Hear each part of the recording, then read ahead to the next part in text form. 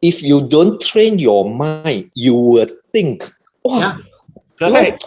然后以前你每次听你又不觉得 ，but today 我听我讲，哇，怎么这个 sentence 这样 very powerful，我 profound. 就把它 Very 写下 profound. 来。very profound. If you don't train your mind, you will think. Will be heedless and you think a lot.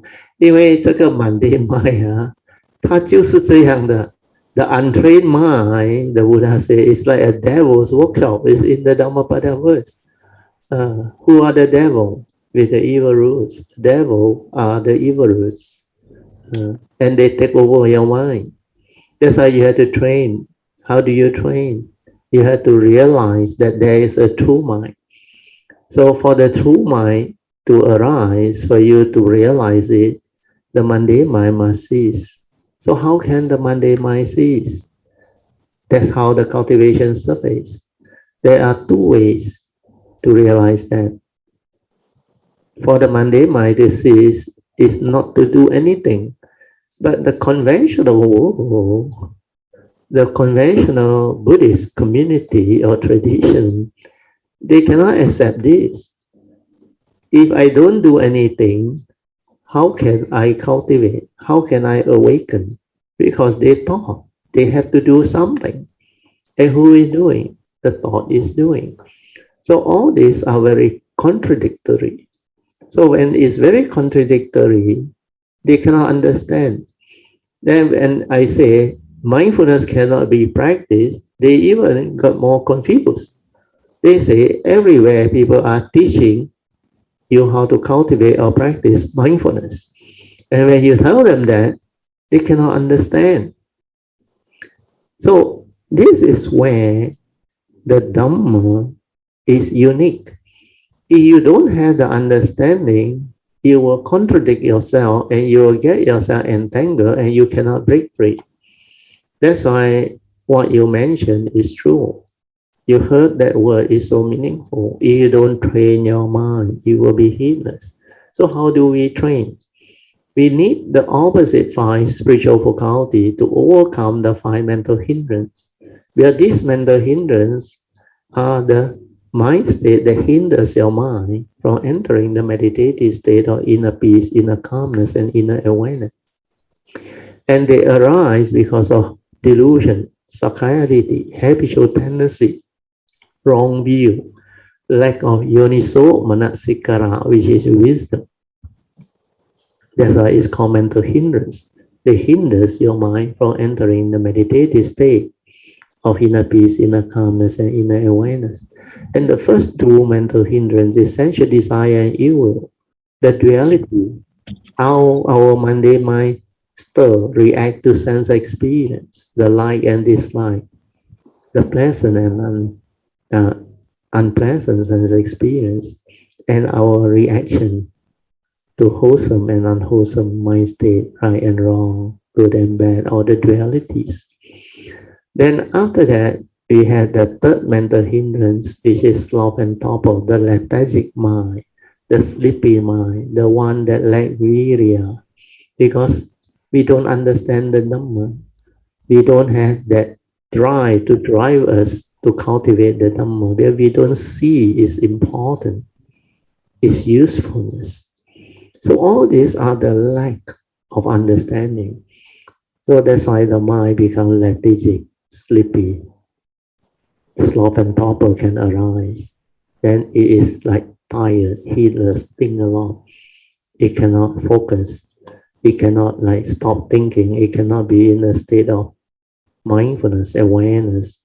It cannot have that clarity of mind, the stillness of mind, the tranquility and the stillness. They can't. It's not easy for them because they don't know what this thing is. Then the next one is restlessness of mind, the fourth mental hindrance. The mind becomes restless, think a lot, have fear, worry, anxiety, sorrow and lamentation. That's why a lot of people become what they call depressed. They enter depression. Then they become like chronic satiam long, the thought process. They have a lot of mental problem. Even nowadays, the younger generation, they have a lot of this. And restlessness of mind comes from your projection of thought. You project your thought into the future, or you recall the unhappy past, your phobia, your scars of memory, your insecurity, or you project into the future, which is not a reality, and increase your fear, your anxiety. That's why they have panic attack and all these things.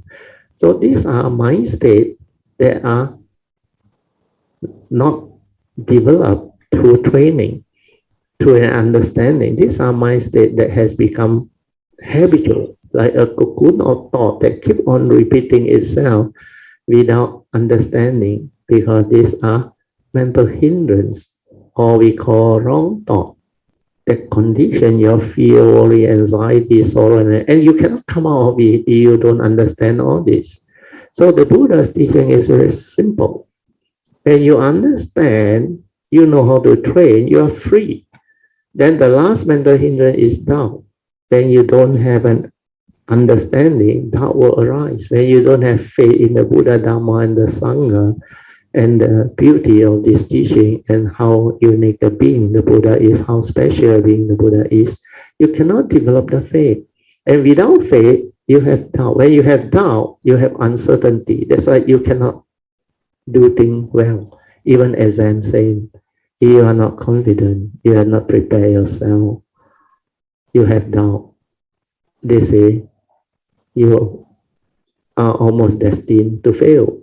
But if you have faith, the English sentence also say, half the battle is won when you have faith. That's why faith is very important. So the 5 mental hindrance create disaster, cause the mind to be heedless. That's why they are called mental hindrance. So you cultivate the opposite by the system. The other way is to develop understanding. When you develop understanding, you can decondition the heedless thinking. The 5 mental hindrance, they can actually be deconditioned. You can stop the thinking. Through what? Through an understanding. Without thought, you're already aware. Without thought, the mental hindrance cannot arise. The mental hindrance arise because they are born of wrong thought. Wrong thought from your wrong view, from your attachment, clinging, grasping, your egoic mind, your delusion. So how not to arise them? Means let things be. Like just now, the Bodhidharma taught the bird how to free from that cage. He said, straighten your leg, close your eye, and pretend you are dead. Meditation is actually like that. Assume you are dead. Then see what the form and mind do. And from there, you observe, you develop mindfulness. Then you will develop the wisdom to free. Because when people think you are dead, means they got no more excitement in you, or they don't have any more negative intent towards you. That's why they will leave you alone. But if your mind is egoic and do a lot of funny things, you leave all this problem. So cultivation is the same. When you assume you are dead, which I came to realize also, that's why I say, when you really do awareness-based meditation, relax, maintain awareness, like your whole body dead. Then the awareness inside there, just aware, finish, aware, finish. And then find out, who are you? What are you? Without thought, who are you? Then with the awareness, observe how it conditions you to do things, how you become what you are, a human being, how the mental activity move you, how the views, opinion, and conditioning make you what you are, how the mental hindrance come to be, then how you can train yourself, how when you silence everything, the silent mind, which is your true mind, can be realized. Then through all this, you cultivate. Then you only can develop the awakening and the realization to understand the profound statement that I make, which you came to realize it, which is very good. So all this are beautiful understanding. If you don't train your mind, it will be heedless. It will think a lot.